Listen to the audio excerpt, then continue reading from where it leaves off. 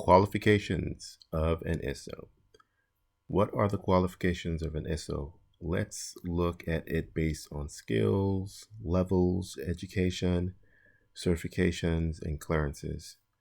So talking about the skills, as an ISSO, some positions might be technical, very few of those, but a lot of ISSO positions are non-technical. So having good organization skills, being able to attend meetings, being able to use Microsoft Word, Excel, PowerPoint, knowledge of the company policies, as well as knowledge of NIST 800 series documentation, especially NIST 800-37 and NIST 800-53. And we'll talk about these documents in a later section. Knowledge of the RMF, which is based off NIST 800-37. The RMF simply stands for Risk Management Framework. It's a framework of how federal information systems need to go through phases to get authorization. Knowledge of security controls.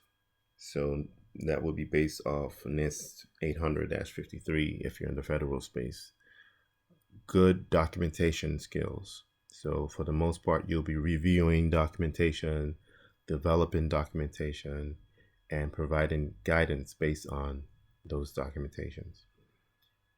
Levels. So in some organizations, they have junior ISSOs, mid-level ISSOs, and senior ISSOs. And most organizations just have ISSOs. So junior ISSO might be someone who is new, like a rookie who doesn't really have that much experience, and you might do like minor tasks. The mid-level would be someone who's probably been there for like a year or two.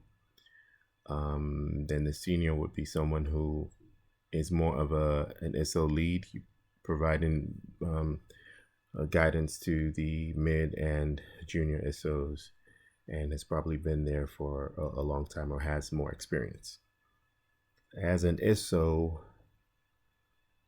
a degree would be required for federal positions, most federal positions.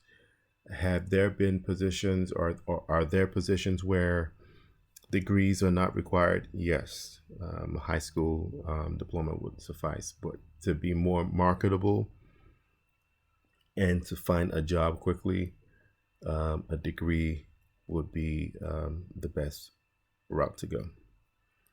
Certifications. We're going to cover certifications in great detail. We've got some videos for that, but just real quick: Security Plus, CASP, CISSP, CAP, CISM, CISA, or any of the DoD 7580 certifications.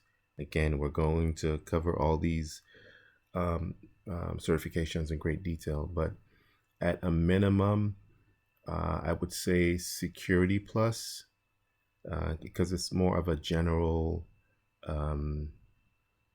certification into security. Also, CAP would be a good one for risk management, especially the risk management framework, which that certification is based off of. If you're going to be in the federal space, that will be a key certification to get. Clearances. The most basic clearance is the public trust clearance, which is mainly a background check, credit check, job history check. They will send an investigator to ask you questions, and you would fill out an application and provide all your information there. That's a very easy one to obtain. and most agencies will require a public trust. Now, when you go to agencies like